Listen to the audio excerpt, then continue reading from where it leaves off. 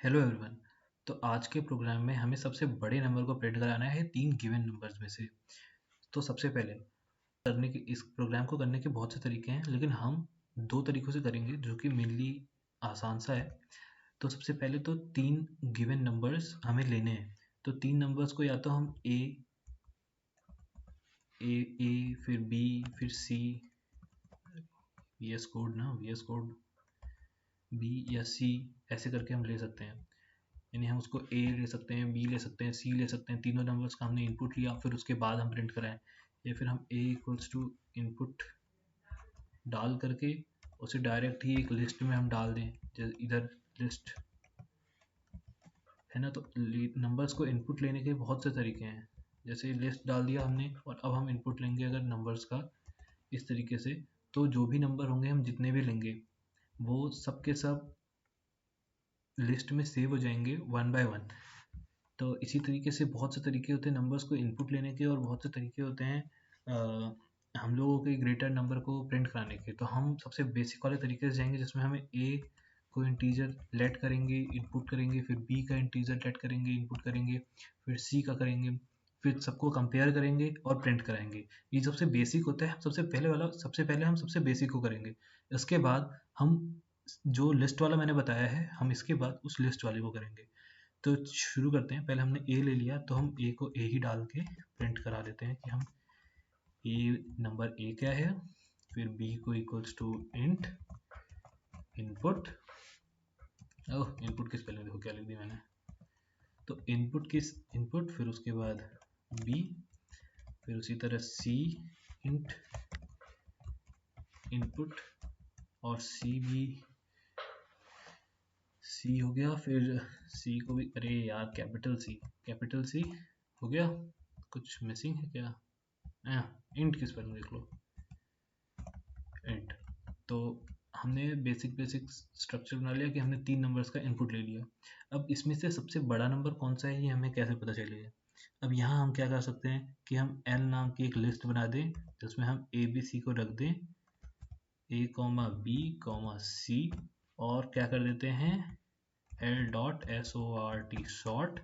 अगर हम इस फंक्शन को यूज़ कर देंगे और प्रिंट कराएंगे, प्रिंट एल कराएंगे, तो आप देखिए क्या होता है। F5, देखिए प्रोग्राम रन हो रहा है। और यहाँ हमें ए बोला, मैंने ए को ले लिया 5, ए सबसे ए को 5 लिया हमने, फिर लिया 8, फिर लिया सी को 3। अब आपने उल्टा सीधा नंबर्स को अरेंज करके डाल दिया है, पर सॉर्ट होने के बाद हमें 3 5 8 यानी छोटे से बड़े के उसमें दिखेगा। जब हम एल में ए बी सी डाल रहे थे, तो अगर हम एल में ए बी सी डालेंगे तो वो जाना चाहिए क्या 5 8 3, बट प्रिंट सॉर्ट होने के बाद क्या प्रिंट कर रहा है, वो प्रिंट कर रहा है 3 5 8। मैं एक बार ये भी दिखा देता हूँ यहाँ पे कि अगर एल के अंदर हम ए बी सी डालेंगे तो प्रिंट क्या कर रहा है, और हम जब उसके साथ शॉर्ट के साथ डाल रहे हैं तो क्या प्रिंट कर रहा है। ए को मैंने डाला 6, इसको डाल देता हूँ 2, इसको डाल देता हूँ 10। ठीक है, अब प्रिंट कराया तो देखो, जब हमने इनपुट डाला लिस्ट में तो 6 2 10 गया, और हमने जब उसको सॉर्ट कर दिया तो 2 6 10 हो गया। तो जो सबसे ग्रेटेस्ट होगा वो सबसे लास्ट में लगा है। अगर मैं यहीं पे एल और इसी में डिफाइन कर दूं कि -1 पे जो -1 इंडेक्सिंग पे जो नंबर है वो प्रिंट हो। अब आप लोगों को अगर इंडेक्सिंग नहीं मालूम है तो ऐसा समझ लीजिए कि हर एक एलिमेंट की अपने एक इंडेक्सिंग होता है।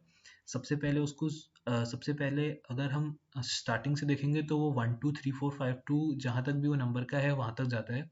और अगर हम बैकवर्ड देखें तो -1 से आता है, और स्टार्टिंग 0 से होती है। मतलब अगर फॉरवर्ड साइड से जा रहे हैं तो वो 0 1 2 3 ऐसे जाएगा, और हम बैकवर्ड में आ रहे हैं तो वो -1 से जहाँ तक भी वो नंबर है वहाँ तक हो जाएगा।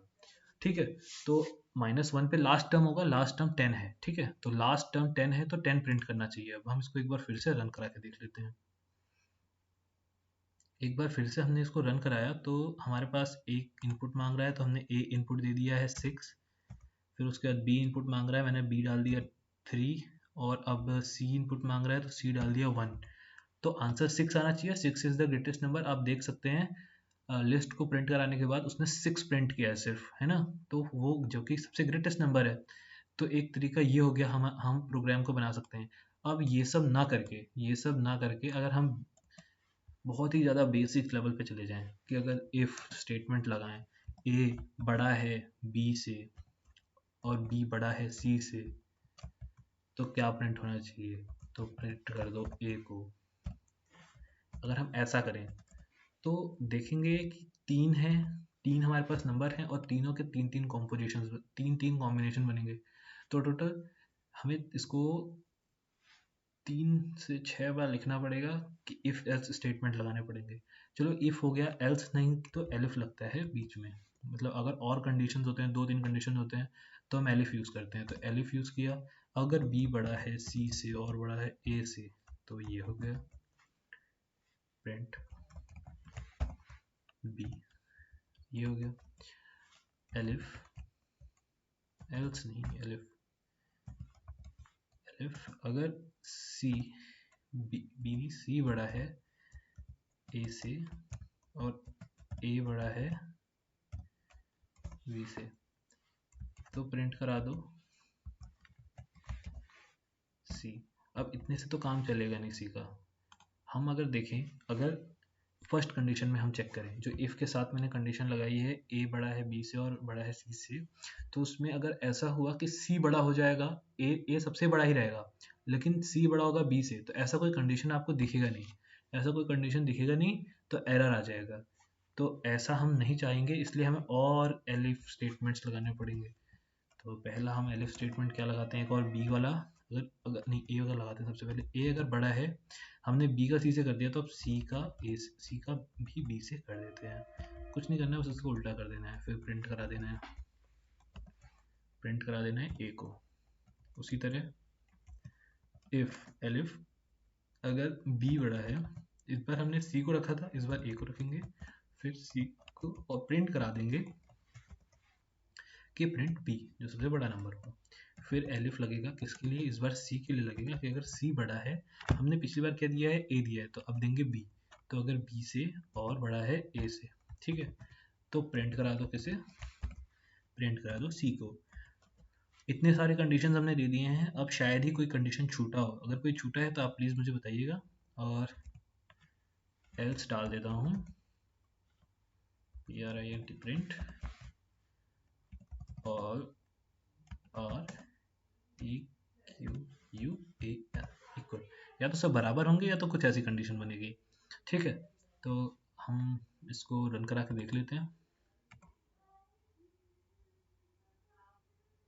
इस कंडीशन में मैं इसको थोड़ा सा और बढ़ा देता हूँ सो दैट ये ऊपर आ जाए। हम ए की जगह पे डालते हैं ए की जगह पे डालते हैं 4, यहाँ डालते हैं 6, यहाँ डालते हैं 2, तो 6 आया, 6 ग्रेटेस्ट था। अब हम इसको थोड़ा सा चेंज करते हैं, वापस से इस प्रोग्राम को हम रन करते हैं। इस बार रन किया, अब मैं देखो, अगर ये प्रोग्राम जो मैंने बनाया है उसमें ग्रेटेस्ट, ये स्मॉलेस्ट, ये पता लगा लेगा, ये अब हो सकता है, इसमें कोई गलती नहीं है।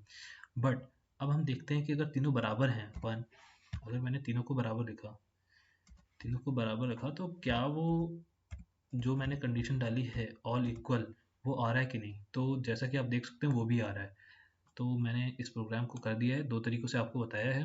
इसको बताने के और भी बहुत सारे तरीके हैं। हम इनपुट को एक साथ लिस्ट में लेकर डायरेक्ट ही प्रिंट करा सकते हैं, शॉर्ट भी उसी में हो जाए, एक ही 2 लाइन में भी हो सकता है ये प्रोग्राम।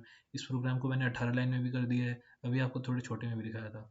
सो एक प्रोग्राम को बनाने के बहुत सारे तरीके हैं, उसकी एफिशिएंसी पे जो ज़्यादा वर्क करेगा, यानी जो जितना ज़्यादा प्रैक्टिस करेगा, जितने ज़्यादा और तरीके निकालेगा, वो प्रोग्रामर वो कोडर अच्छा होता है। सो कंपनीज भी ऐसे ही कोडर्स को और प्रोग्रामर्स को हायर करती है। सो वर्क करिए कि आप किसी बड़े कोड को कितना छोटे में लिख सकते हैं। और ऐसे ही क्वेश्चन रिलेटेड वीडियोस के लिए हमारे साथ जुड़े रहिए। And thank you and that's all for today.